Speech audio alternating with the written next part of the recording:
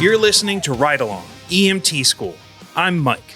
And I'm Max. We're two students navigating EMT school, bringing you along week by week. And I'm Jonathan, a paramedic bringing real-world perspective. Join us as we share the lessons, challenges, and stories from EMT school, and hear insights from those already living the EMS life. Welcome to the Ride Along. Hey, and welcome everybody to this special episode of the Ride Along EMT School podcast. I am Mike, your host for this evening, and I am alone, all by my lonesome here. Max and Jonathan were not able to join for this episode, but it's a bonus. It's not one of our core episodes. This is a little bit extra. And what are we going through in this episode? Well, I'm going to enlighten you all, kind of let you behind the curtain, if you will, about what I've been up to the last week, which is I got to go experience the EMS World Expo.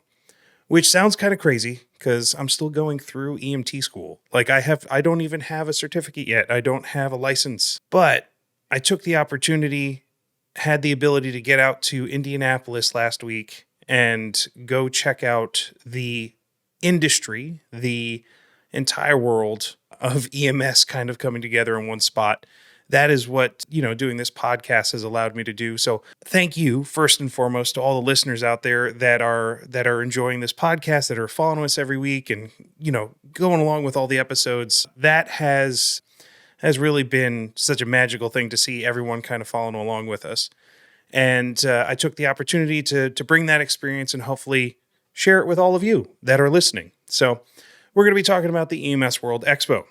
Now, before we get too deep, up at the front of every episode, we do like to acknowledge, the people, the organizations that make this thing possible. Now, this isn't a list necessarily of sponsors that have sponsored this episode of the podcast, but without these companies and people, this episode in particular would not have come to light because they're the ones that made this whole thing possible. They made last week amazing and really gave some great content for us to bring to you, the listeners. So I'd like to definitely make some shout outs and some thank yous. First and foremost, we have to thank HMP Global. Leading up to EMS World Expo, I reached out to HMP Global. That's the parent company that runs the EMS World Expo.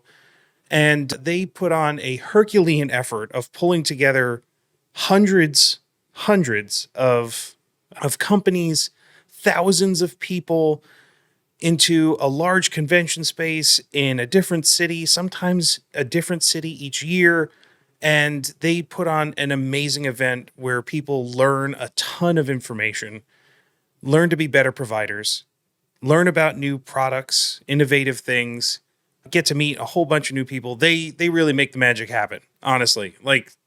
No BS. HMP Global does great work. And I have to say thank you to them, especially to Sandy Beeson and Josh Hartman, who were so supportive. And I just have to thank them for allowing me the opportunity to go and for letting me sit in on classes. It was eye-opening, absolutely eye-opening, especially in this journey of kind of just coming into the EMS space. Hearing all of the stuff that I heard last week and seeing the presentations and getting to meet all these people it's just kind of it's definitely oversaturated my brain, but at the same time has just enlightened me to all the opportunities out there. And it's really a magical thing. So thank you to HMP Global. Thank you very much. Without you, obviously this whole thing would have happened because you let us come. So that was very awesome of you. I do also have to thank and give kudos to the Indianapolis Emergency Medical Services. Now, they weren't necessarily somebody I or an organization I had connected with directly, but they undoubtedly put on some of the best educational content at EMS World Expo. I got to go to a class, which I'll talk about in a bit, on a full day scenario-based training event where they had their entire team come out, or not their entire team, but they had some key players coordinating events with role players and conference goers and other EMS professionals, firefighters, the Indianapolis Police Department. They coordinated this whole thing together to create an amazing training event that I will absolutely take with me throughout my entire EMS career, because it was so cool to see all of those pieces working together. Now, there's a few people from that crew I have to call out specifically. An amazing guy, Stephen Norman, who's the paramedic, a street paramedic by his own admission. And he was the most welcoming and just kind person that I met at the entire conference. He just, he was such a great guy to talk to, and I got to hang out with him for a little bit throughout the day, kind of ride with him to and back from the event. And man, I just cannot imagine a nicer person than Steven. And he was just such a stand-up guy, and he put the whole thing together. So he was the one that coordinated this entire training event. So I hope that somewhere out there, Steven's boss is listening, whoever the chief is of Indianapolis EMS. I hope you're listening to this and you just know how good of a job Steven did at putting that thing together. It was just so enriching for somebody kind of coming into this world. So thank you guys. I also have to thank Shane Hardwick, who is a TEMS medic, who was one of the presenters in that, and also a fellow organizer of that event. Shane's really good people. I got to hang out with him a bit at a party later in the week for tactical medics. And that was the hospitality and the welcoming that I felt from the Indianapolis EMS team was bar none. Like they hit it out of the park, and they really were just such a shining example of how awesome people from a certain city can be. So I am leaving Indianapolis with like the biggest impression of the Indianapolis EMS team. And that's to say, also all of their recruits from their latest academy class were there. They were volunteers at the event. I got to speak with a bunch of them throughout the week, kind of share some stories about going through EMT school because they had just gone through it or they were currently going through it. And it was really heartwarming to see how new EMTs were kind of there, getting to experience the conference as well, absorbing like I was. And it's funny because I'm a 40-year-old guy that's probably relating to 20-year-olds and maybe even teenagers, because we're all kind of just going into this thing together. And I think that's what kind of makes the EMS world special, is that it's really a great learning environment. And the Indianapolis EMS team just did such a great job at doing that. So thank you guys. A couple of other companies to call out before we get into the whole rundown. xShear. You guys know that we're big fans of xShear. We've been talking about them a bunch on the podcast. They were the first sponsor to come on and support us. And I finally got to meet in person the team at xShear. Wes is a great guy. He's the founder of xShear. He's got a great story. Hopefully we'll be able to talk to him more about it at some point and just hear how he kind of came up with this idea for a great product. You should definitely check out xShear. And we got to be there and see a new product that they released the day of EMS World Expo. They have a new holster for their small shears, which you should definitely check out because it's a great way to carry it around. It's a nice tiny little shear, fits on the belt. It's great. So xShear, definitely, they're awesome. And I got to meet Nathan, who developed the micro holster for the larger shear. And that guy, he is fun to talk to. I really enjoyed his passion for kind of developing new product. And I was standing there for probably way longer than I should have because I was distracting him from doing the things that he was probably needing to do at the show. But there are some times when you meet people and you're like, oh, I could just talk to this guy all day. And Nathan was one of those people for sure. And yeah, just really enjoyed finally getting to meet them in person and spend some time at the booth and just kind of, geek out on scissors. I mean, it's crazy when you think about it, but got to meet them and got to see all of the people come up to the booth and share their love of xShear. So it's fun to see. Also, StatPacks. StatPacks is one of our sponsors. They've given us this really incredible set of bags, which you will be seeing throughout the podcast. We're going to be filling it with other gear, and we're basically using that StatPack as our basis, as our home for all of our future tools of the trade.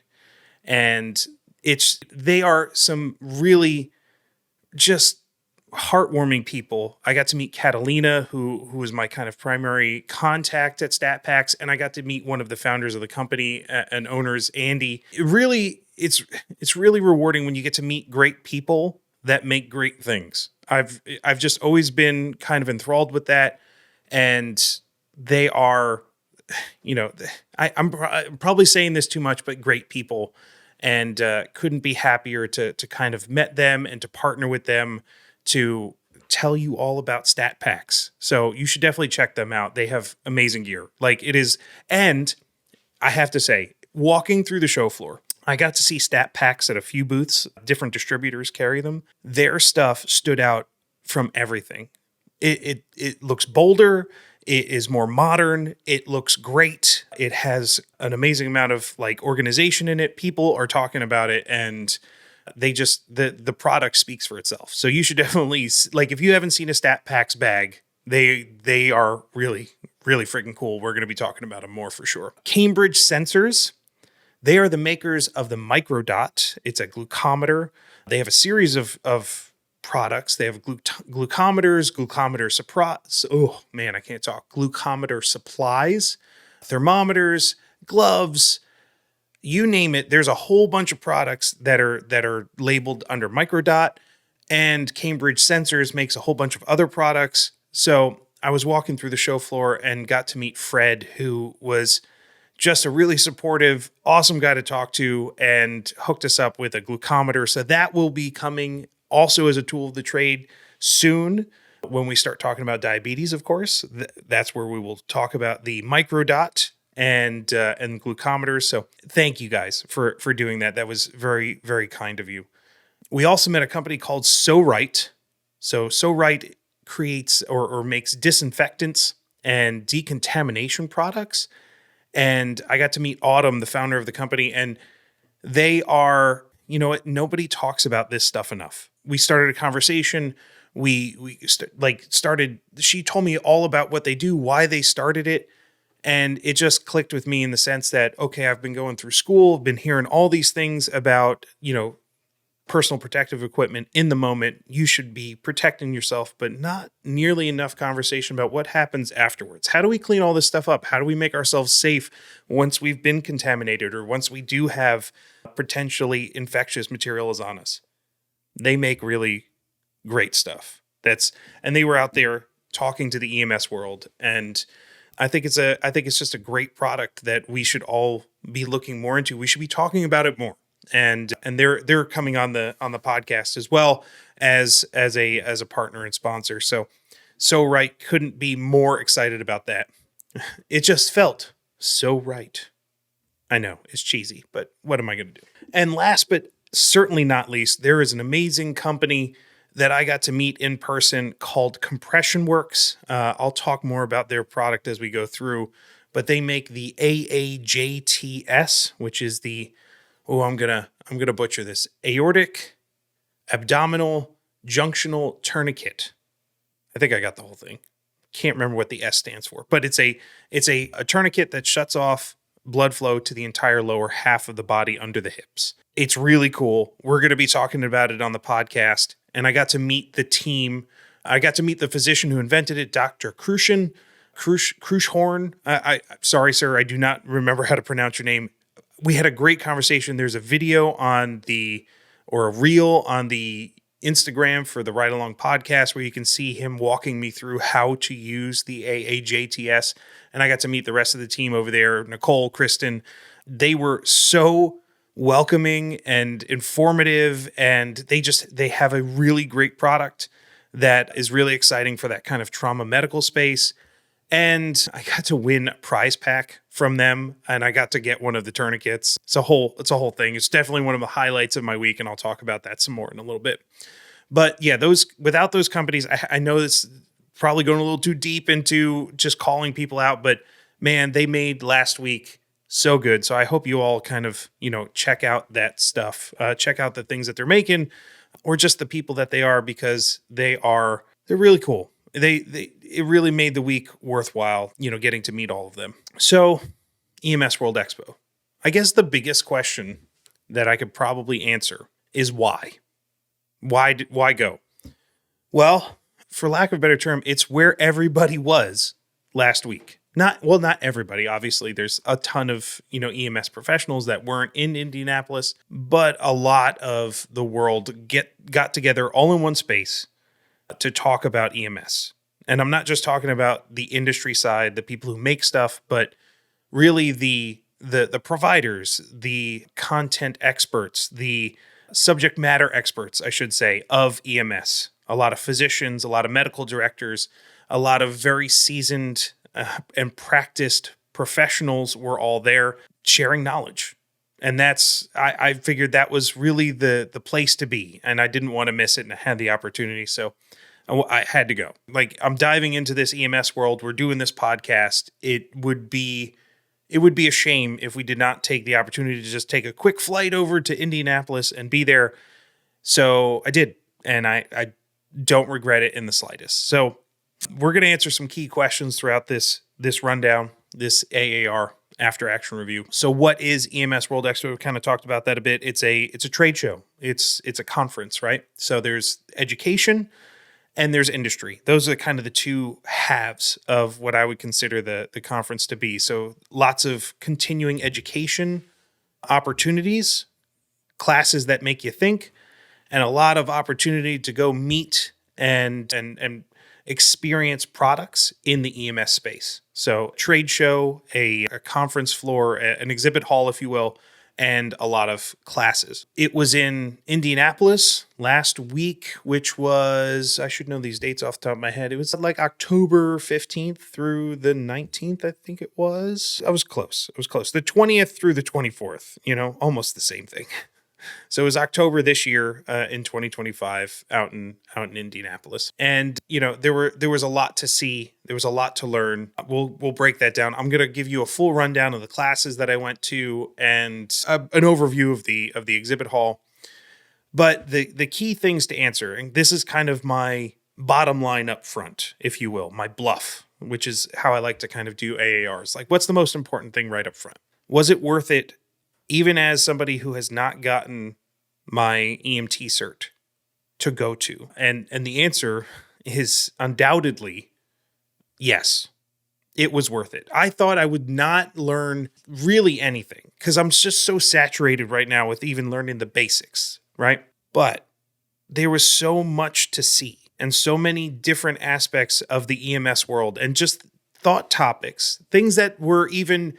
They're not necessarily hard learnings or what I would consider to be curriculum of becoming an EMS provider. There are topics on the outside of that world that revolve around it.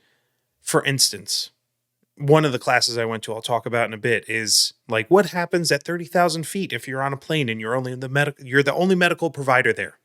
That's not a curriculum for a paramedic, an AEMT, an EMT, or even a physician. No, that's not in schooling. But they had a class on it.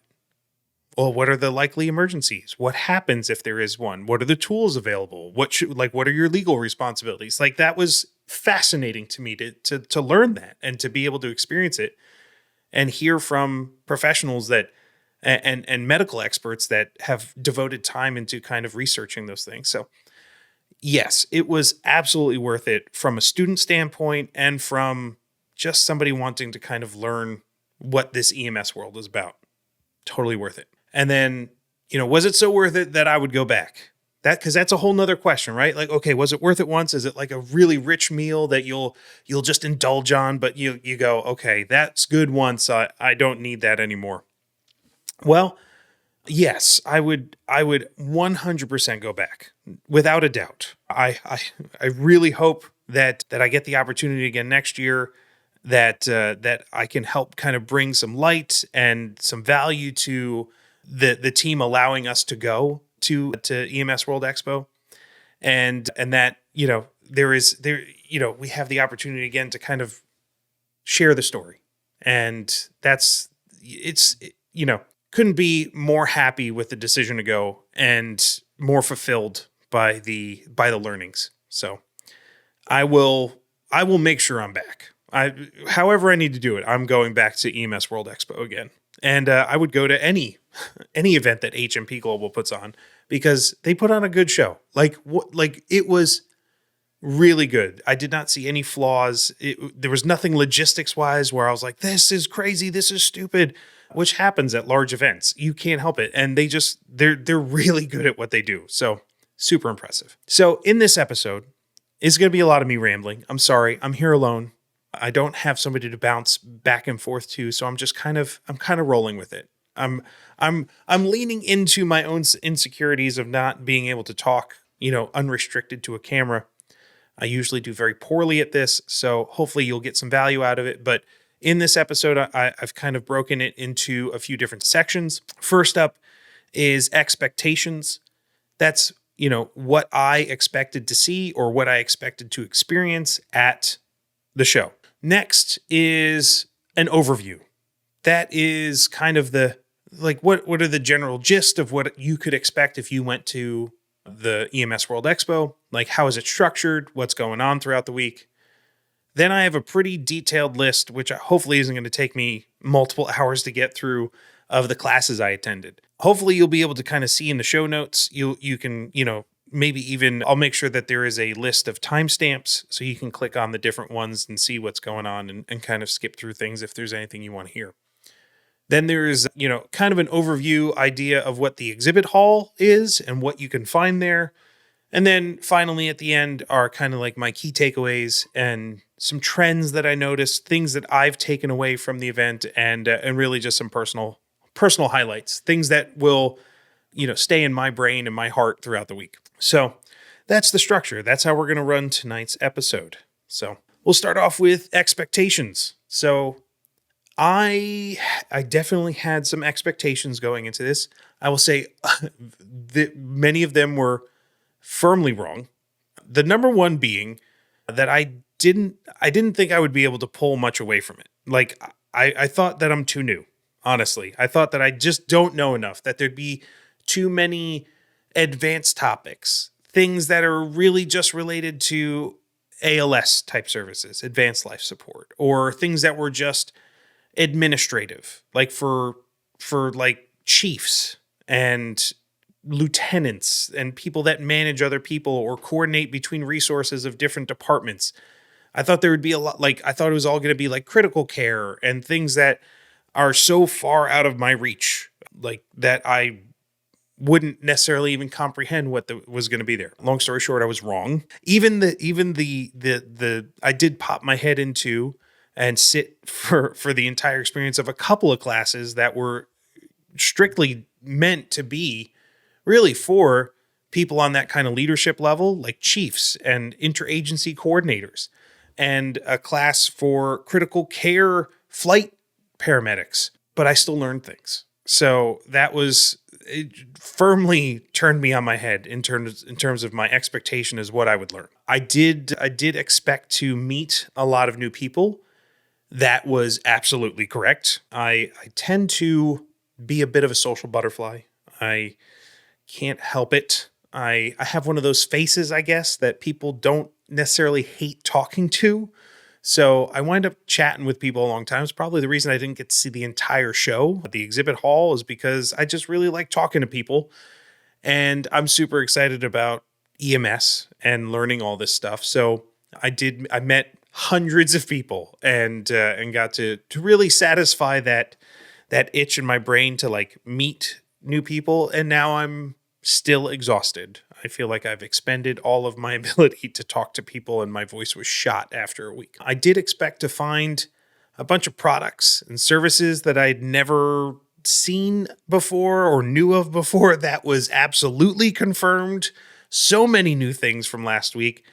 Some things I thought, well, that's kind of stupid. Like, sometimes when you see stuff and it's like, well, that's a product searching for a problem rather than a problem searching for a solution. There's a huge difference between those two things. And there's always a mix of that. I tend to try, and when I see something that is a product searching for a problem, I try to skip it because it's just not worth the time. But part of it too is like, I don't want to fall into my own assumptions because I just don't know a lot about EMS. So that was a challenge. I tried to give everything its due. But there definitely were some things that I was like, that's silly. I don't want to even know about that anymore. I wish I never saw it. But I got to see so many new things, a lot of like really interesting tech, things like new bag valve masks or BVM ventilators that are able to kind of precisely deliver the right amount of air depending on the demographic that you're treating. That's awesome. I thought that was super interesting and, a really great way to prevent barotrauma. And I'm like, that seems like it's a problem searching for a solution, not a solution or a product searching for a problem. I thought one of the things I expected to be able to do is I thought I could get through the entire show, see everything there was to see in 3 days easily. I thought it would be like, oh, there's no way it'll take me 3 days I'll have plenty of extra time. I'll have to go find something to do in Indianapolis. Yeah, I was so wrong. So wrong. I didn't even get through the whole show floor. I got through like 60% maybe. And some of the things that I saw, I didn't really get to spend time with. I just kind of breezed by it or gave it a cursory glance. So that was absolutely the not right thing to think. Part of that was also I just did not understand how the scheduling worked for EMS World Expo before I went. That was an interesting experience. I thought it was going to be 5 days of the exhibition hall. So it turns out there's only 3 days of an exhibition hall. 2 of the days at the beginning of the event are just pre-conference class days. I did not know that until I got out there. I'll talk about that in a minute, but yeah, that definitely threw a wrench in the works for me last week. And lastly, I expected to really miss my family, which was 100% true. Like, not even, it was rough. I hate going away from home. I love my wife and my daughter, and that was time away from them. And I've been doing that so much lately, especially going through EMT school. There's like 2 nights a week where I'm not home. That was rough. But it was worth it, and they understand that, and I can't thank them enough for supporting me, and not only just going through EMT school, but for allowing me to go away for 5 days. Actually, it was supposed to be 4, and then it wound up being 5.5 because I extended the trip while I was there because I screwed up the scheduling. So that was fun, but yeah, it was.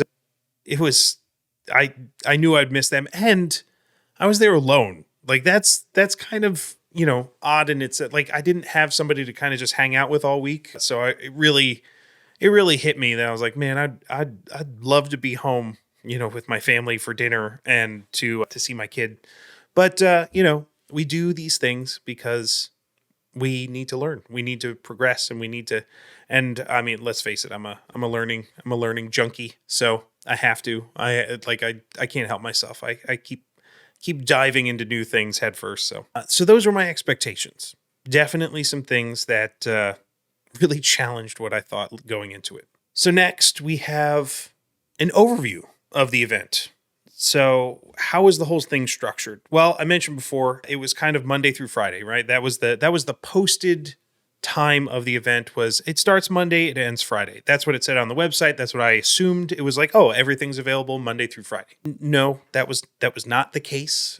So Monday and Tuesday were pre-conference days and classes. So they had many different sessions, usually broken into, like, there was a morning class, like a bunch of morning classes available, a bunch of afternoon classes available, or there was every once in a while a full day class available. They had some really interesting things.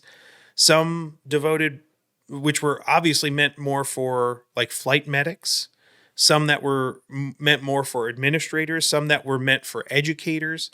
They even had a cadaver lab that was there for a couple days. If you're unfamiliar with what a cadaver lab is, that's when, students or participants actually do medical procedures on a donated human body, which is a incredible gift from the donor, and not something to be taken lightly. But that's how you can learn to be a better provider, a better student, and to learn to do medical procedures on actual anatomy. There's probably really no substitute for it. I haven't done one, but I would definitely do that because I think that it's a really good way to kind of honor a gift that somebody said, hey, I'm going to donate my body to science and medicine, but also to become a better provider. So I thought that was super cool that they had the opportunity to do that there. They also had ride-alongs available throughout the entire week where people could set up time to ride with crews at Indianapolis EMS, which was super cool. I did not get to take advantage of that while I was there, but I so would have. Who knows? I could have maybe gotten a couple of patient contacts too. But those were all things available. So Monday and Tuesday were pre-conference class days. Those went from like 8 a.m. to 6 p.m. Wednesday through Friday, they had a lot of shorter presentations, but it was also the days where the exhibit hall was open. So Wednesday and Thursday, they had classes starting at like 8 a.m. They would go to like 5 p.m. all throughout the time where the show floor was open. And each class was usually about an hour, and it had just a ton of different topics. There were probably 6, 7, maybe 8 different topics happening at any one time. So you really had to be choiceful with what you went to. I made a few choices. I'm very glad, very, very happy with the choices I made. Some of the presenters and the topics that I went to go see were outstanding. And I assume, I would probably have found and been as impressed by going to everything else because the hit percentage was very high. Like everybody was doing a fantastic job. So that was kind of the overview. And then Friday is a short day. Everything seems to end at 1. So the show floor opens a little earlier on Fridays, but everything shut down at 1 p.m. And then actually everybody was pretty much ready to start packing up at like 9. Like the show floor opened at 10. Everybody, some of the exhibitors were already packed up by like 11 o'clock. So Friday is definitely the kind of rushed throwaway day if you're ever going to one of these things, which is true for most conferences. Everyone's ready to get out of there by then. So I would say that the best learning days are Monday and Tuesday, and then great show floor days and kind of learning some other stuff around seeing the show floor is Thursday and Friday. So for anybody out there listening who wants to take the opportunity to go to EMS World Expo next year, you can use that information. I did not have that information at my disposal when I planned my trip. So hopefully that helps you. So now, while all that's happening, there's a lot of information available to those that are attending. So all throughout the show floor, throughout the entire convention space, there were students or volunteers with signs that said, "Ask me." So I was like, well, ask you what? So I was very tempted to start asking them like anatomy questions, but then I realized that I probably don't know them well enough. So I just, every once in a while would ask them, a legitimate question like, hey, where is room 116? And you could tell a lot of them were asked that same question a bunch of times because room 116 was the hardest one to find. But those were all recent academy graduates. So students that had just recently, or EMTs that had just recently got their certification or their license and were, out there looking for either jobs or actually they're all members of Indianapolis EMS. So they were out there, helping people, recruited to be part of the event by the Indianapolis EMS. And they were all super helpful and really excited to be there and just kind of really, really brought that sense of excitement to the show floor, to the conference space. And they were super welcoming. And I thought that was a great touch to bring in the recent graduates as the kind of people to ask for help. So they were everywhere. And then there was also a very comprehensive app, which is kind of the norm, I'd say, for any of the conferences that I've been to, big things, multi-day events with a big floor plan. Those are, super useful, I would say, for someone to be able to have at their disposal in their pocket. And then all of the scheduling, all of the classes, a directory of all these things that were happening around the conference, all those were available in the app. It was really well done. I'm a bit of an app nerd, so definitely think that was well done. So another plus to HMP Global. So just throwing that out there. They put on a good shindig, I gotta say. All right. So, and one other thing just to mention about the talks, the presentations, I believe all of them, or at least some of them, most of them maybe, were all linked together with continuing education. So all of them had credits available that people could like scan a QR code at the end of classes to prove that they were there, and then it would link up into this. I wish I remember what the app was, but there's an app that they could scan the QR code and then keep track of their hours and what they've been going to, so that they get continuing education credits for it. So I went to a bunch of classes that week, and I got 0 continuing education credits because I don't have a license yet. So I have no need for continuing education. So I couldn't even sign up for this app because I don't have a license number. I don't have a cert that I need continuing education for yet. So I was like, oh, darn. But I mean, I guess I'll just have to come back next year. So that was fun. But yeah, it's another one of those things where if you go to an event like this, you can get CE credits for going to the different classes, which is great. So yeah, that was the basic rundown, right? Pre-conference, the first 2 days, exhibition floor, and some smaller presentations and classes for the last 3 days, with Friday being a short day. So that's the overview. Now, along the way, there's other stuff that happened around town. Like I said, the ride-alongs were there. I do believe there were tours for EMS stuff at the Indianapolis Motor Speedway, which was actually really interesting. There was the keynote speaker who was from the Indy 500, which I'll get into in a second. But yeah, there was other things happening around town and other events too. Some like outside parties or fundraisers, things of that nature, and a bunch of like meetings for large organizations that also happen at this conference. So I believe there were meetings, like a national meeting for the the National Association of EMTs, some international meetings and conferences going on. So like a lot of stuff. Like it's an impressive amount of stuff that happens at these conferences because everyone's there. It's where everyone gets together. So you might as well plan stuff. So yeah, that's the overview. But what did I do? What was Mike's itinerary for the week? Well, I went to a bunch of things. I'll give you a breakdown day by day. Hopefully this isn't, hopefully you find some value in this or just enjoy listening to my sultry droning voice as I go through all of this stuff. But it also helps me kind of solidify it and remember all the things that I saw last week, which, after going through 5 days of learning, you get very saturated. And, I had to take a lot of notes. That was super helpful. I was taking notes in every class. They also have in the app, for most of the classes, you can then access the presentations, which is really awesome. And even for classes that you weren't in, you could actually go in and see the presentation slides for those different classes and presentations. So really just a wealth of opportunity for knowledge. Like, it's great. So here's how my week went. I flew in Sunday night.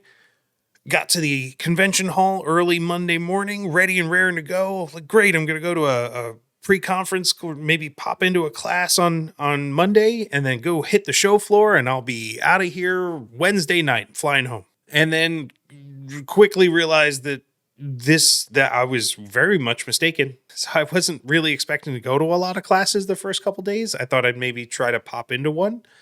And turns out that's all I could do for the first couple of days. They even said, "What you're here as media? You have a press badge." I'm like, "Yeah." They don't usually even show up until Wednesday. I'm like, "Oh, what do I do for the next few days?" So again, I have to say thank you to HMP Global and Josh and the team over there for allowing me to kind of pop into classes and to cover them and to tell the story, right? Otherwise, I would have been sitting around twiddling my thumbs for Monday and Tuesday doing nothing, just waiting to finally get to the regular conference presentations. The reason why that was so nice of them was because you have to, like, the pre-conference stuff usually costs a bunch of money. Like, they're legitimate classes. There is awesome learning to happen in there. And they cost, I don't know, anywhere from a couple $100 to maybe $400, something like that, for half day, full day classes. So it's a great opportunity and something to definitely budget for if you can make the time happen, or if your service will sponsor you for it. There are some great classes to be had there. But they were gracious enough to let me kind of pop in and experience them, and that was awesome, and it means the world to me. So I did get to experience some of them, and I made I was asked to make sure that if I do pop into a class, do not go into any classes that are full, so that I wasn't taking a seat away from anybody else. So I had some limitations as to what I could pop into. And one of them, that really worked well for me, especially picking the first class I was in, because I was trying to get into like an education class, because I love learning and I love teaching. So I was trying to get into how to like make your EMT education better, which I think would have worked really well for me. But instead that was full up. So I couldn't go in there. And across the hall was a class with a name that was very interesting to me. It said Commanding Chaos. I was like, that sounds pretty awesome, like just from the name. And it did not disappoint.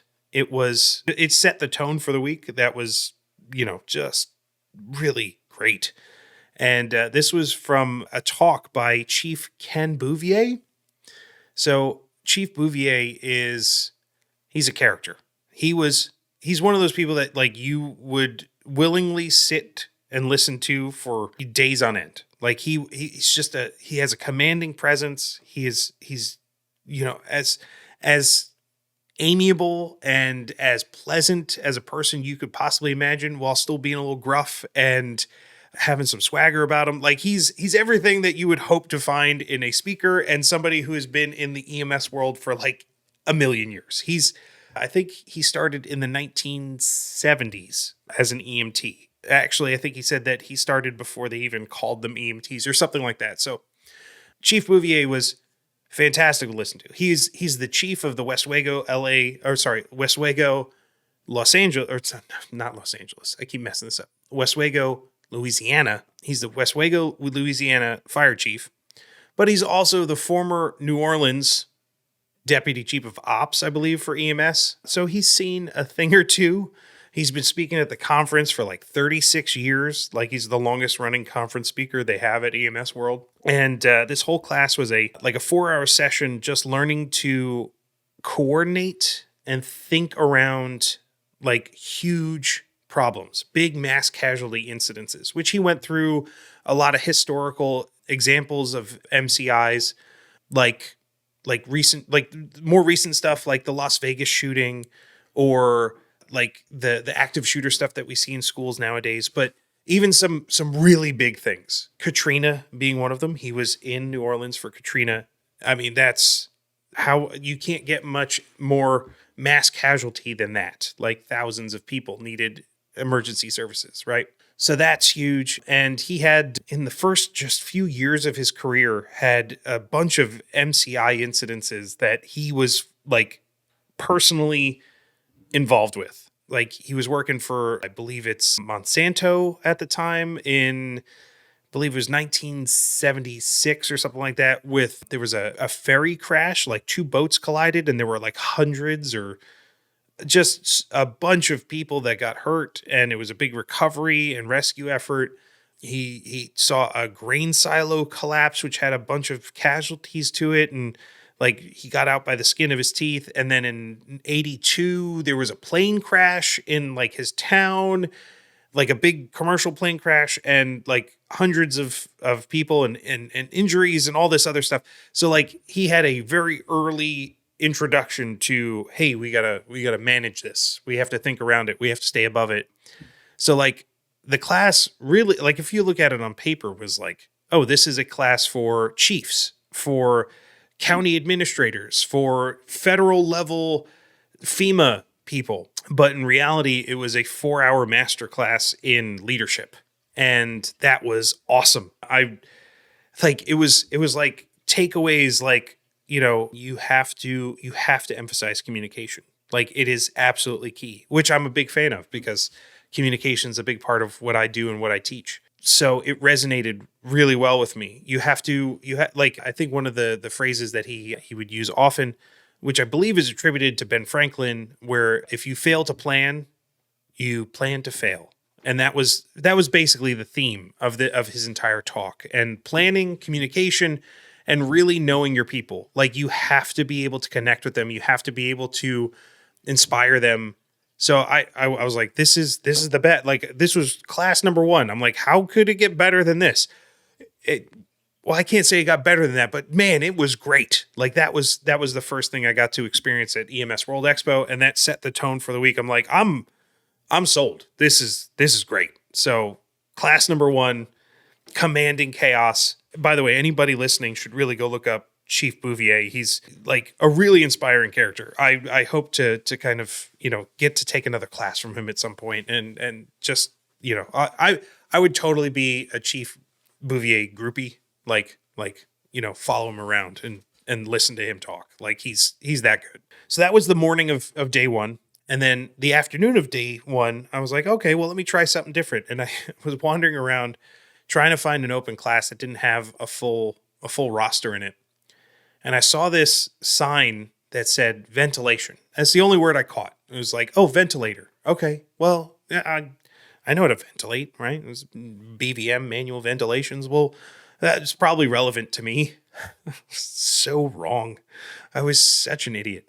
So I walk up to this class, and I was like, hey, is there any spot in here? And all I could see through the door was a set of pig lungs. Well, I mean, I didn't know at the time they were pig lungs, but a set of actual lungs, like actual tissue, hanging from an apparatus in the center of a table, like a round banquet table, attached to a device that was making them breathe, like in and out. I'm like, oh, well, I'm assuming those are pig lungs. I've seen that type of approach before in a learning environment. I'm like, that seems interesting. Or it's the weirdest like centerpiece for a banquet that I've ever seen. Either way, I'm in. So I walk up, and the gentleman at the door, he was like, I was asking around. He's like, hey, no, come on in. It's cool. Turns out that guy at the door was Eric Bauer, who's the CEO of FlightBridgeEd, which is a huge education company in the EMS space. And yeah, he is probably one of the most educated EMS individuals that I've ever seen credentials for. I was like, he put up the first slide, and he's like, oh, here's my title. And he was very unassuming, like super approachable. Just a great person to learn from. But seeing all of the alphabet soup of credentials after his name, I had to look them all up. I didn't know what really any of them were. So it was and here's the list, flight paramedic certification, critical care paramedic certification, certified flight registered nurse, certified transport registered nurse, trauma certified registered nurse, certified neonatal and pediatric transport. I was like, oh, so basically as educated as you could possibly be in the EMS space, without being a doctor, having MD after your name, which doesn't necessarily outweigh any of those things. I'm just saying okay, once you say that's the only other, acronyms that I could start seeing. I don't have any acronyms after my name. This is intimidating from slide number 1. And it was a class so ridiculously out of my depth. It was a class specifically geared towards flight paramedics, on how to use an automatic ventilator, specifically the Hamilton T1, which apparently is the standard of care for flight medics. And that's what was making these pig lungs go up and down. And it was an interactive class where the presenter, Eric, he would put a case study up on the board on the presentation with an X-ray and a bunch of lab work or lab results, I should say, and a very complicated case of well, here's the situation that happened in real life. What would you do? What type of ventilator settings would you put this patient on? Time, and I learned all different types of things, the idea that time determines inspiration and expiration, and you could make so many finite details and adjustments to the ventilator. I thought that was fascinating, but it was so out of my depth.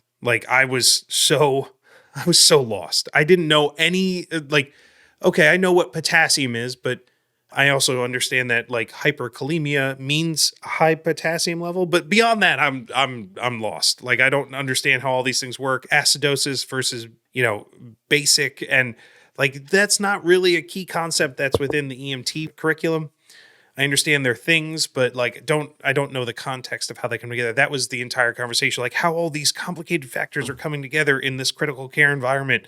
And I'm like, wow. So I just sat there quietly, took notes, and like it was structured in a way that you were with a table of 8 people and you had to kind of work together to figure out a differential diagnosis and a plan, a transport plan for these patients.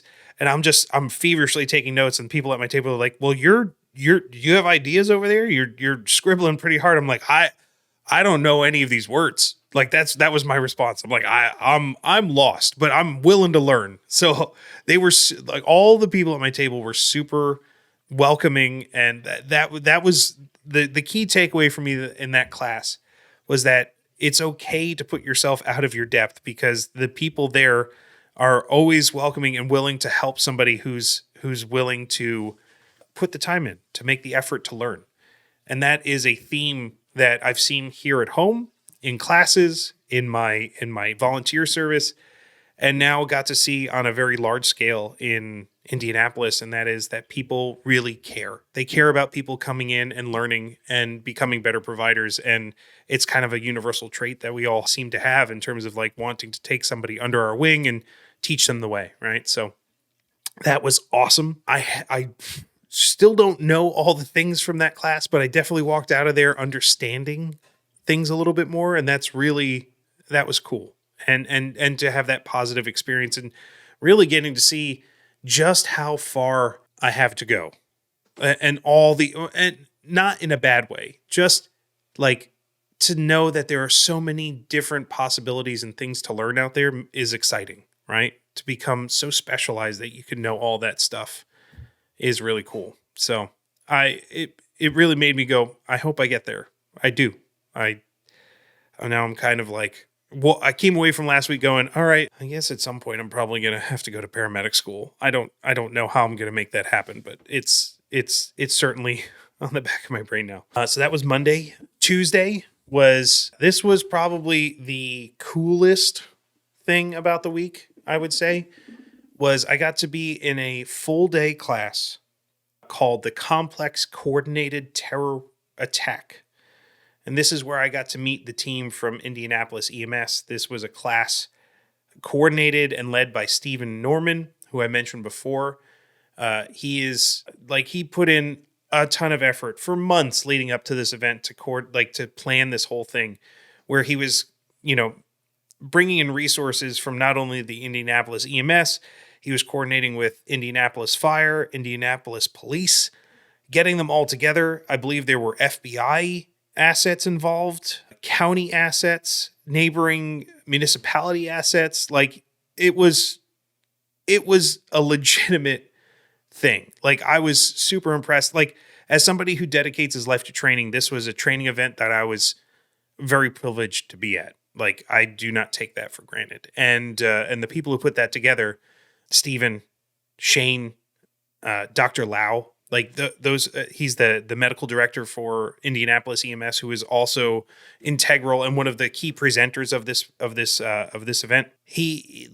Their team was super impressive. Like I hope to be in more training events where there is such great coordination and teamwork being shown. It was really cool. So this class was a half-day didactic session in the morning where we went through a brief overview of a lot of MCI/trauma-related concepts, things related to terrorist incidences, such as active shooters or like chemical warfare. I'm trying to remember all the things that we saw, but like it was a brief. It's as comprehensive as you can get in a 4-hour discussion on the complexities of a multi-coordinated terror attack. So that was the morning, including some learnings on defensive techniques like or defensive tools like body armor. There was a section on body armor that we did through lunch from a company called Angel Armor, who makes some really good looking stuff. Like if you're into the armor side of things, you should definitely check them out. They've got some really nice product, and it's super lightweight and fits a lot of different body types. I digress, but I get impressed by smart technology and smart products. They seem to have something that is really, really hitting a niche. So morning didactic, presentation, a lot of slides. And then the afternoon, the whole group of 20 to 30 conference goers walked over to, I believe it's Union Station. It's a train station, which has been converted into kind of like a retail / office space. And they have a huge office area that's like big open areas that they allow the Indianapolis EMS team to use for training, at least while it's uninhabited, right? Like it's a bunch of empty offices and some open floor space. And they use this space for big training events. And so they split the group into two different teams. One of the teams went to the command center, which was I believe a county fire command center vehicle out in the parking lot where they had access to radios and big screen televisions and mapping tools and all this stuff that the command team would usually have. Oh, that was another thing they went through in the morning, was like the idea of rescue task force teams, which is a concept that was new to me. The idea of like, okay, on a mass casualty incident, you would break small teams up of EMS, fire, and police into a rescue task force. And those rescue task forces are then tasked with individual tasks. They, like a small team that's meant to go take care of one particular thing, or a rescue team that goes in together where the police are providing protection while the fire team or the firefighters are providing rescue services and the EMS team is providing medical. So like a small unit working together for that particular goal. That was one of the things. So they had people over in the command side.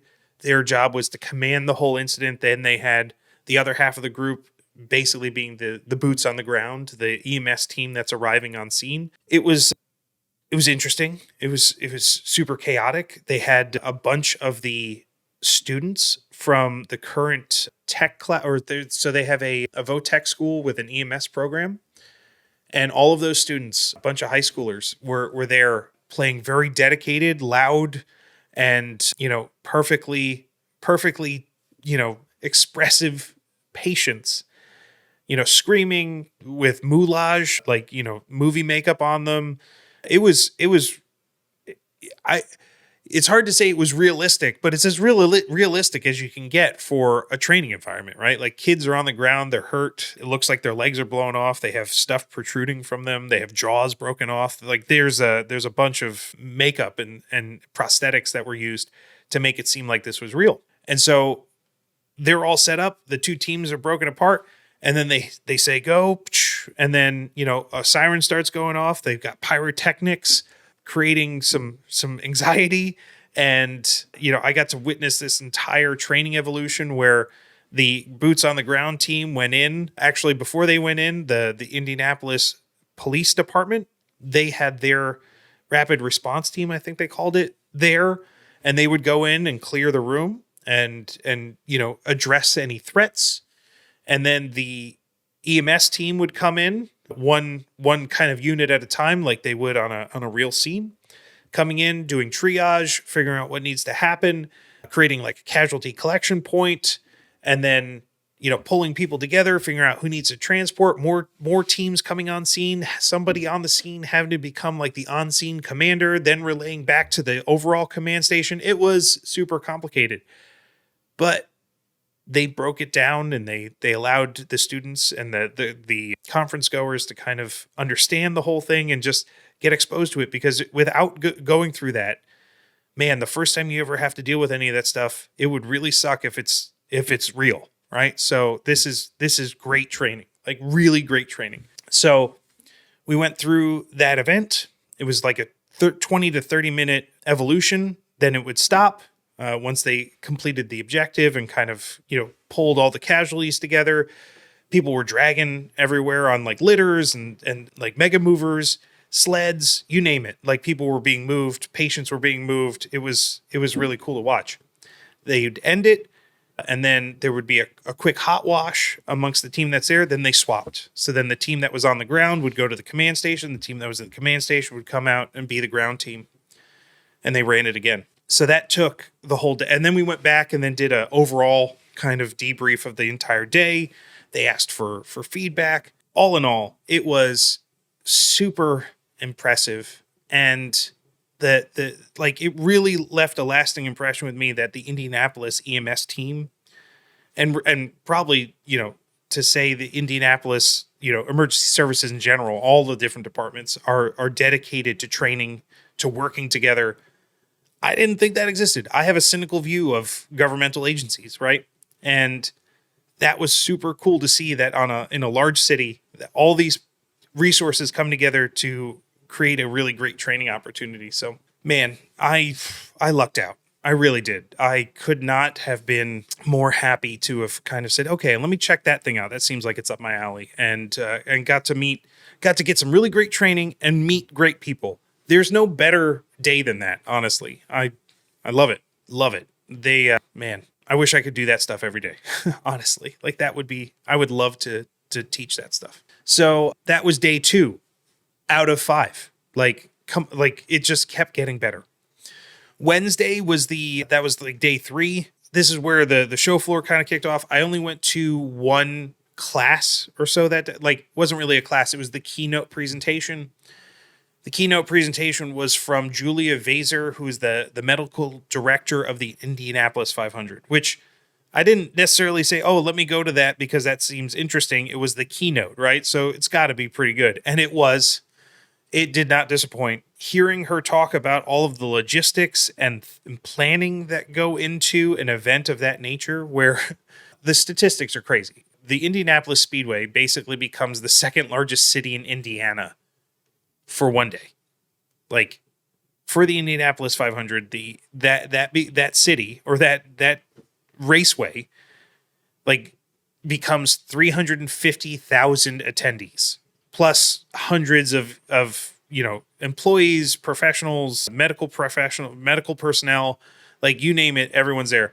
It's a giant race event and a giant EDM, electronic dance music concert at the same time, which is hilarious because I bet you a bunch of those EDM concert goers don't even realize that they're that same event as the Indy 500. But that, all of that coming together has to be managed from a logistics and planning standpoint. And she walked us through the process of where they stage assets, how they have to bring in medical professionals from across the country because they don't want to overload the local assets, right? Because if they pull in people from surrounding counties and towns, then who's going to service those counties and towns while this event's happening? Because it's not like the people around go away. They have to put them in strategic locations, like some at the bandstand, some on the, in the inside track, some by the tunnels that lead out from the infield to the outfield or the outside of the track.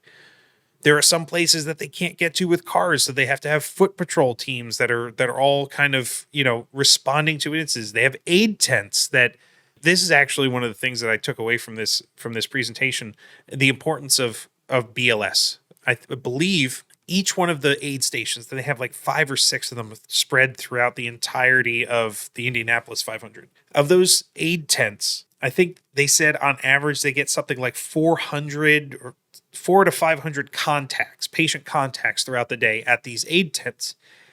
And this is just BLS type services, cold packs, helping people rehydrate, cool off, taking care of scrapes and bumps and bruises, whatever. Out of those 400 average contacts, 5 went to a higher level of care. So the amount of work that the BLS teams are doing to kind of hold off this onslaught of people that need help from kind of clogging up the advanced services was staggering to me. I thought that was really cool. So all of this stuff is happening, right? They're staging things in different locations. But what else do they have going on? Oh, well, they have air assets on standby. They have a helicopter that's always there, that's ready to go. I mean, they're only 10-minute drive from 3 level 1 trauma centers in Indianapolis. But when everyone's leaving this 350,000 person event, all the roads clog down. So they need a helicopter on standby in case things happen at the worst possible instance. They have assets devoted directly, specifically for the racers, for the drivers, or for the crew, and they have to coordinate with them. So those people are provided by the Indianapolis 500 or the IndyCar team. There's an IndyCar recovery rescue team, and they coordinate with the Indianapolis venue team, all to say that like all of that works in lockstep with one another. And then while you have all of these kind of EMS teams working around the entire event, getting ready, kind of helping people as the day goes by, they also basically set up a level, I guess it would be a level 2, but a trauma center in the center of the infield. So they have a medical services building where they bring in doctors, trauma surgeons, orthopedic surgeons, pediatric surgeons, like all the surgeons that you would have at a trauma center, along with like critical care personnel and advanced providers. They bring them all into a temporary hospital that services a bunch of people throughout the day. So they may not even need to leave the infield of the Indianapolis 500 with some really serious injuries, because they have all the people there that you would want and need from going out to a level 1 trauma center. It's amazing. So she walked us through this whole thing. It was super impressive. Like, how does that all come together? Well, they do a lot of planning. So that was another big takeaway from the week is, as Ben Franklin says, if you fail to plan, you're planning to fail, right? So really cool stuff. And it was a very engaging and awesome keynote. All right. So that was Wednesday. So then on Wednesday, I went to that in the morning and then basically went to the show floor, the exposition hall, the rest of the day. So that was each of the preceding days. I really only got to go to a small class because I tried to dedicate as much time as I could to the hall itself. So Thursday, I probably went to they're all really great. I hate to say it's my favorite, but out of how I feel about going through EMT school, this one class or this one presentation it resonated with me so strongly because it manifested and wrote down or put into a presentation so many things that I've been feeling about the training that I'm going through right now. And the title of this presentation was BLS is BS. And this was from Dr. David Wampler and Dr. CJ Winckler, both from the UT Health in San Antonio. So they're a couple of Texans, those rough and rowdy cowboys down there that, are just shooting off at the hip. These guys were really great at, how would you put it? Like poking the bear. Like they were setting up the argument for the entire presentation of what does it really mean to be BLS versus ALS? What is the distinction? And then, that kind of led to a class conversation. Like there's probably 40, 50 people in this class.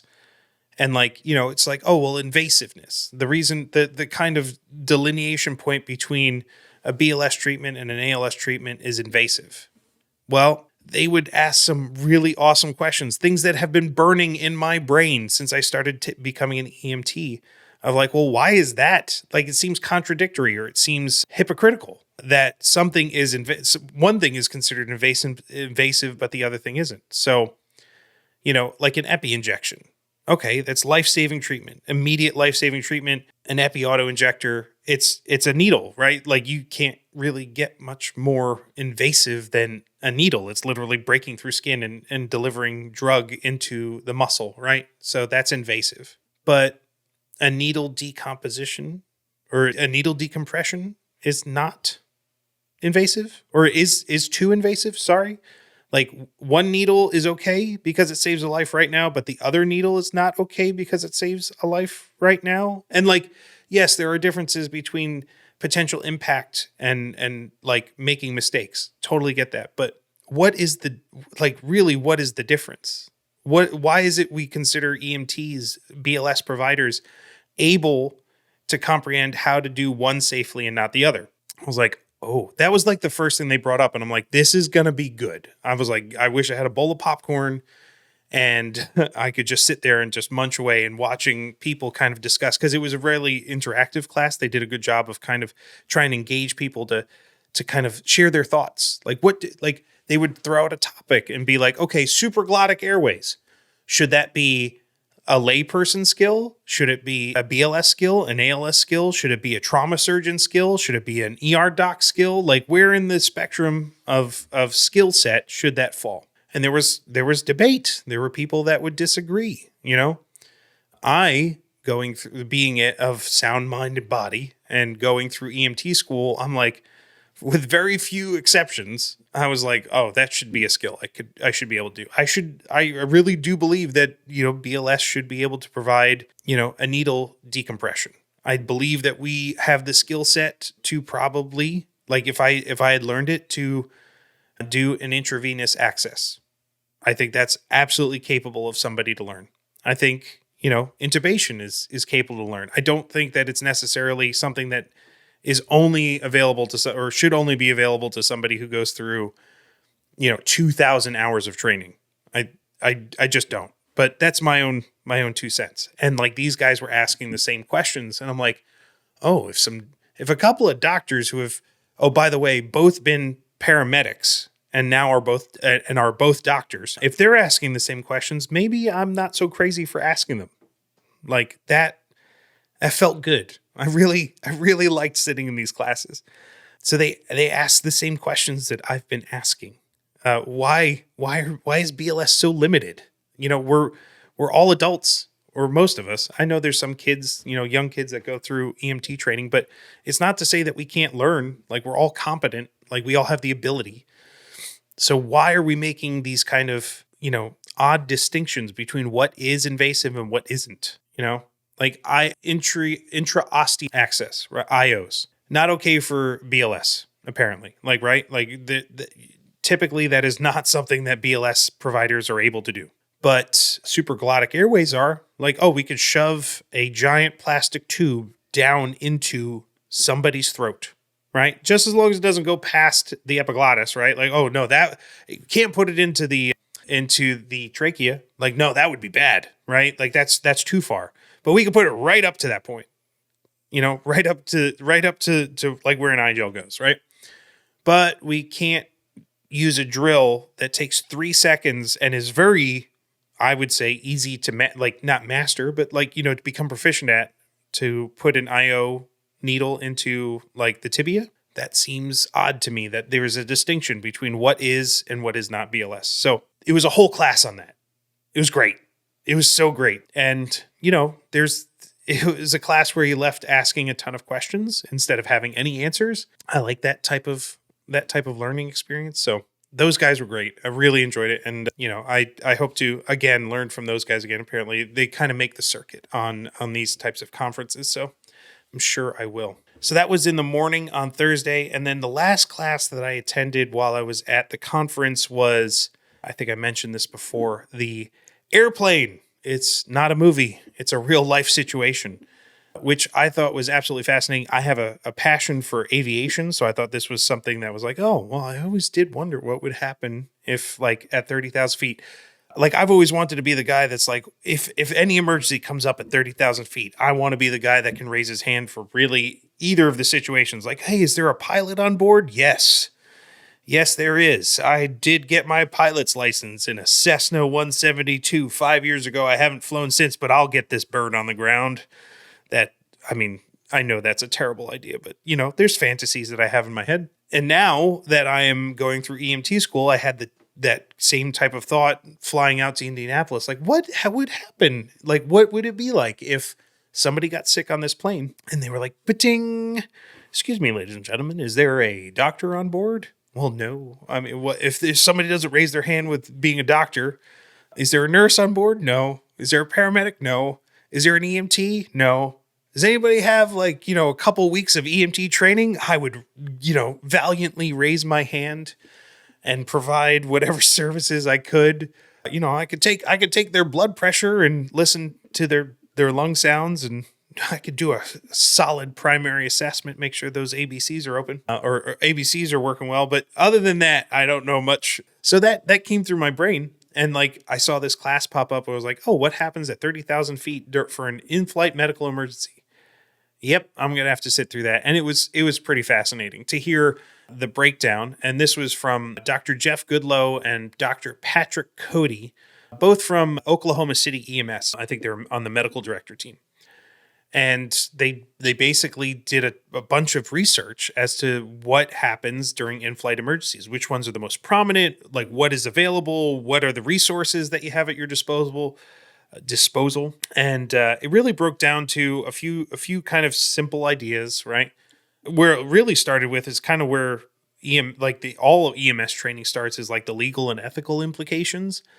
And really it comes down to there aren't really any legal or ethical implications. Like, you don't have to raise your hand on the plane, but most of us are good people and we're not going to be able to stop, from helping. So that's where the discussion started. And then it kind of went into, well, what are the most likely medical emergencies on planes? Number one being syncope, fainting, just loss of, composure, I guess. So syncope being the number one complaint, and then like nausea and vomiting is number two. So those are the likely things that you would come across on an in-flight emergency, with a whole host of other anecdotes and stories that they had to share of other things happening, like, cardiac issues, even like in-flight births, which is very low because women are not supposed to fly within a certain time frame of gestation. So that was one of the things that popped up, but sometimes it happens. And what if that happens? If you're the provider, you're there and you're there to help, what do you have at your disposal? So they went through the kit. Apparently every plane has a big old med kit in it. One of the things on that med kit is not oxygen, which you would have thought is, plentiful on an airplane because they have the thing that pops down from the ceiling. Nope. That only lasts a couple of minutes.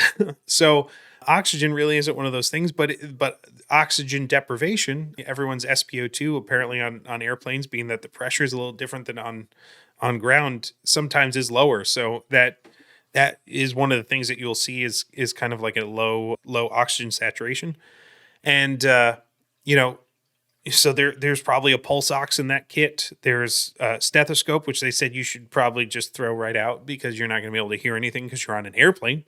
And, some other BLS type gear, maybe some medications. Essentially, you can, like, it kind of plays in this space between mostly BLS and then some ALS type things. Like, obviously there's probably an AD and other medications, which typically wouldn't necessarily be available just for BLS, but they have them available even if you're not an ALS provider, because the number one takeaway from this entire process is that even though there may be a medical emergency at 30,000 feet, there is ground medical services available for consultation or for basically medical command, right?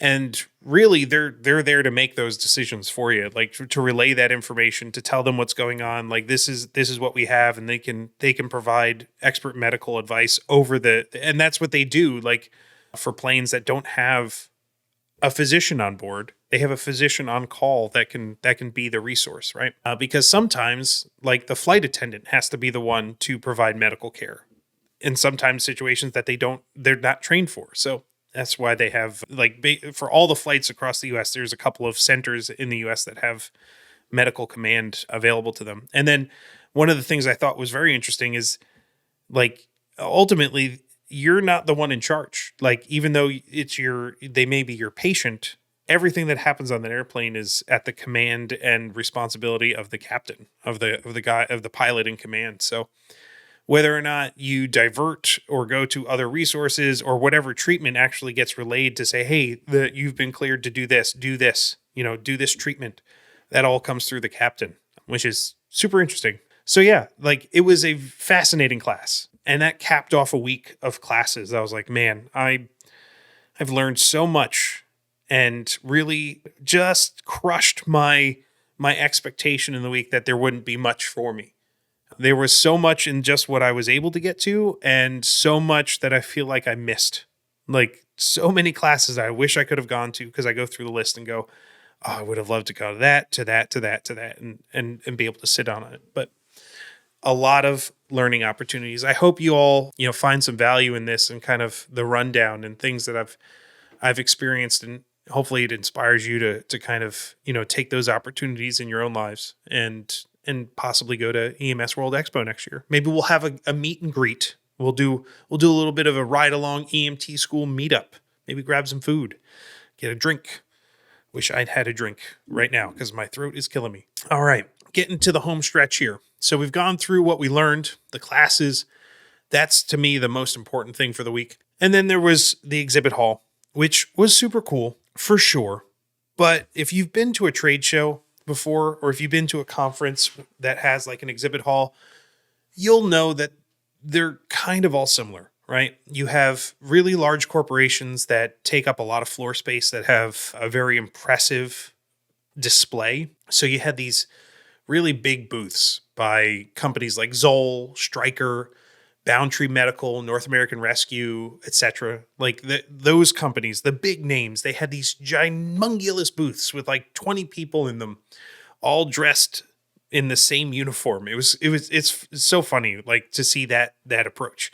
But it really does make an impressive visual to see all these people that are coordinated within a booth. So you have a mix of that, which these booths are huge. They're like 40 feet by 40 feet, right? That's a tremendous amount of floor space. And then you have a lot of smaller smaller companies that are all lined up in rows, which seems like it goes for miles and miles, in like these 10 by 20 foot booths where it's like a couple of tables and a backdrop, or like there's varying sizes of booths in between.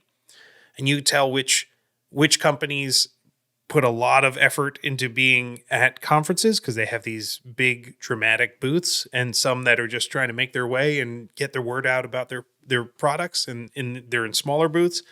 It's interesting to see where companies spend their money. So that's what you see. You go through this giant show floor where there's like approximately 300 to 400 exhibitors, 300 to 400 booths, right? In like 25 or more rows with 20 to 30 spots on each row. It's incredible to see the scale of this type of event and see all these things there. You're like, I don't know how I'm going to see all of this. Some people manage to get through the whole thing. They'll just, scoot through. They find the things that they like, or they'll just get a sense of the whole thing, or they just have limited time and know how to budget their time, unlike myself.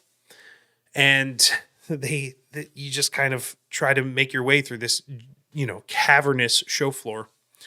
And in each of these booths, you'll often find like hands-on interactive displays of the products that they're selling, or you'll definitely find people that are willing to talk to you about that product, which is really why you're there. They want to make contacts. They want to make sales leads. They want to educate people on their product. And they, for the most part, a lot of them do a really stand-up job at it. So there's a lot to learn.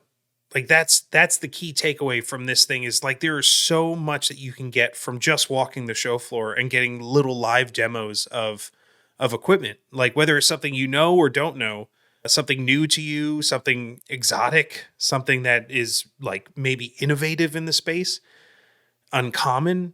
Like those are the things that you can go there and find out about, because there's not only can you see and touch the thing, but you'll likely have somebody that is very familiar with it that can walk you through exactly what it's meant to be. And then you get to see in person like full product lines of stuff. So like companies like, StatPacks, for example.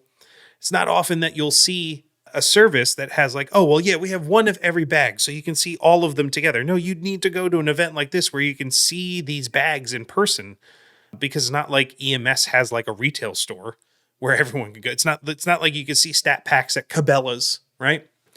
So that's a really great resource to have, where you could be like, all right, let me see this full product line, all these features available across this brand. Same thing with like EasyIO or North American Rescue. Like the North American Rescue makes a ton of stuff, right? A ton of kits, bags, trauma kits. You can see all of them in one place, like here.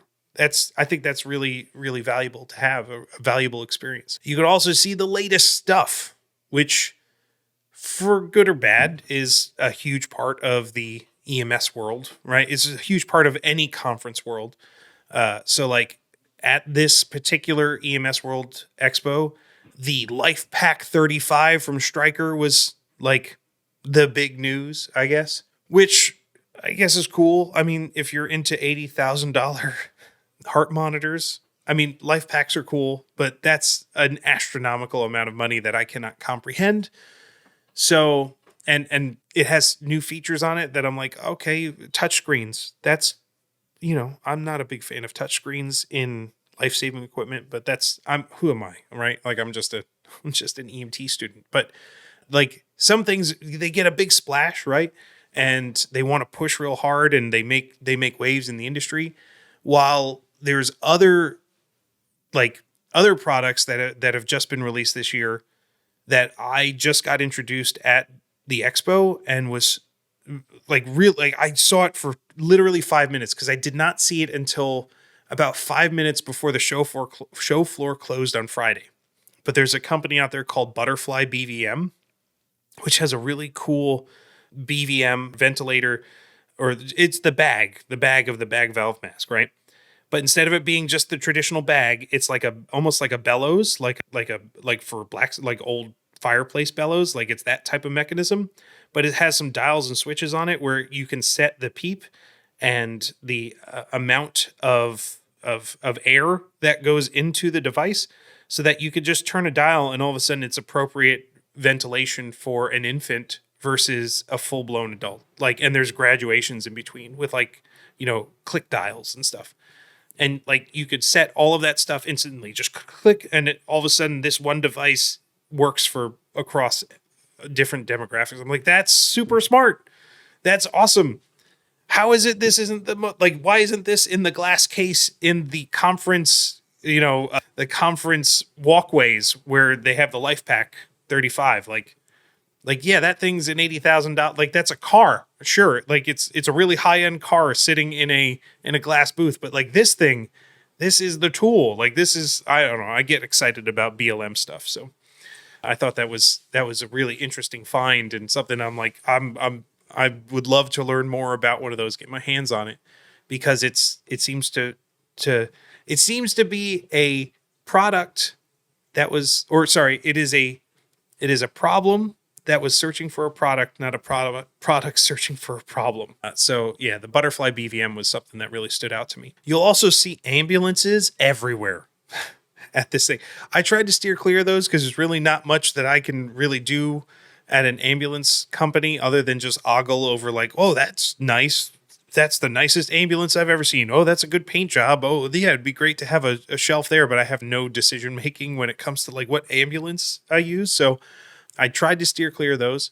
I did try to stop into as many of the national organization booths that I saw there. So you'll find things like the National Association of EMTs or the National Registry of EMTs. So I got to go chat them up a bit, be like, hey, I'm going to be taking one of your tests in a couple of months. So I thought that was really cool to kind of meet people from the organization that you deal with, right? So that was, you'll find a lot of those there. Other types of organizations, you'll find, what I found really interesting was there's medical service or medical agencies, EMS agencies from across the country that go to this thing and recruit. I was like, wow, I didn't realize that there'd be company or agencies from Washington here, Washington State, trying to recruit paramedics and EMTs to come out to Washington. By the way, if you're looking for a place that looks like a really nice place to work, Medic One in Washington, they apparently have some great retention, and the only reason they're trying to find people right now is because they have a bunch of old people that are retiring and they pay really well. So you will find EMS agencies and services that are looking for people, which is crazy. Wake County, Florida was one of the ones that I saw there. Obviously, the Indianapolis EMS was there. So I got to see some of the people I met earlier in the week at that booth, and they're there to recruit, but also to, for public relations. They're basically the hosts of this event, right? They're the representatives of the city that it's in. So it was great to see them kind of have a front and center presence, not only in the classes, but the show floor. I think it really spoke very highly of them and of the city. So yeah, a lot of different things. So then, along with all the innovative products, you will also find things in booths like raffles and giveaways, which I've been so lucky with, at certain events. And I won one of those giveaways at this event from a company called Compression Works, which was so fortuitous because not only is it a company made of really great people who I just had a great time kind of talking to and learning from and learning about their product, but they have a legitimately awesome product, which as a person who has an affinity for the tactical medicine side of things, the trauma side, I think this was just like the stars aligned that I got to meet this company and kind of I won one of the aortic abdominal junctional tourniquets from them. Like they had a prize pack and my name got submitted because I think I answered some sort of trivia thing, or I was talking to them and then like there was an entry thing that I don't even know how I got entered, honestly. But I know at one point they're like, hey, scan that thing because you need to enter our giveaway. Okay, great. So I scanned the giveaway, and then 2 days later, I get a call on the last day of the conference like, hey, you need to stop by the booth and pick up this bag of stuff that you just won. I'm like, what? So that's when I got to go there, and I got to meet the founder, the inventor of the AAJT-S, and he walked me through how to use it. We took a little video, and it's a really cool device, and I learned some awesome things about how devices like that combined with like the upcoming trends in use of whole blood and how those two things working in conjunction with one another like create really awesome results in terms of resuscitation rates. And I'm like, my mind's blown. Like it's just a chance happening that I won this thing, got to talk to this company, and then I got a really awesome, key learning about trauma medicine from that encounter. It was great. I could not ask for a better experience at this event. So really lucky, really, really lucky. And got to, I really feel very fortunate that I got to meet that team. And yeah, they're really cool. Compression Works. You should check them out. We're going to be talking about them for sure on the podcast. And that AAJT-S is 100% going into my trauma kit. Like it is like it's big and it's bulky, but for some things like junctional wounds, there is no substitute for having a junctional tourniquet, something that can work in both the abdominal space to shut off the aorta, or you can use it in the armpit as well to kind of shut off a junctional wound in the upper part of the body as well. It's a really great looking thing. So that was the show floor. I got in 3 days about maybe 60% through the whole thing. That's probably a lot to do with the fact that I'm a talker and I like chatting with people and hearing their story and sharing my story with them. So that slowed me down, I'll admit, but it was great. I just wish I had more time. I wish it's the story of my life now. I wish I had more time, but yeah, the exhibit hall is super cool. All right. So let's wrap this thing up because I got one more section for you all. And who knows if anybody's even going to listen to this thing. I'm going for, oh Lord, an hour and 40 minutes? That's crazy. So lastly, I have my key takeaways and trends. Here's what I learned. It's totally okay to jump into stuff that's out of your depth. You can always learn something. Like, take the risk. Go learn. Be open to learning and show people that you're willing to put the time and effort in, and it will show, and they will respond to that. That's because the people in the EMS space are so willing to take people under their wing and mentor them and to teach them and to make sure that they're successful because that's how it was for them. And I'm really learning that about the EMS world in general, and that there's this kind of, mentorship aspect to it that, man, I hope that once I get to a certain point, and maybe that's what I'm kind of doing with this podcast, is helping some people along the way. And we're all helping each other, right? Like we're all partners. We're all partners we have a partner and we're partners for each other. So, hope it like setting everybody up for success is like a huge part of this EMS culture. So I think that's really cool. For some trends, a lot of people were talking about whole blood and blood product in EMS. Like every presentation I was in, there was some sort of discussion or side point made about whole blood. So it's coming. I don't know the full impact of it. I don't know the logistics of it, but whole blood product being used in trauma stuff in EMS is 100% like the wave that's coming. Like, and it seems to be very, very effective, especially when used in certain circumstances. And then smart BVMs. That seems to be something that I saw a ton of. Like at least 4 or 5 different companies were offering some sort of smart BVM, either the butterfly BVM, where it was like a device that quote unquote wasn't smart, like it didn't have technology attached to it like computers. It just had dials that would change the amount of air flowing out of it. But there's a lot of companies making tools where you can analyze the amount of air that's coming out of mechanical ventilations or manual ventilations so that you could better train yourself to provide the right amount of air at the right speed, at the right rate. Like that was a trend that I definitely saw at the event. And then my last thing, personal highlights. Like I had a few things for the week that really stood out to me, like from a personal experience standpoint that I will never forget. I got to meet some amazing people. Like I got to make some new friends from across the country, a few of them from the Indianapolis EMS team. And I can't wait to come back to Indianapolis and see them and to maybe do a ride along and to experience more of the Indianapolis EMS service. Hopefully not as a patient, but like they are genuinely really great people.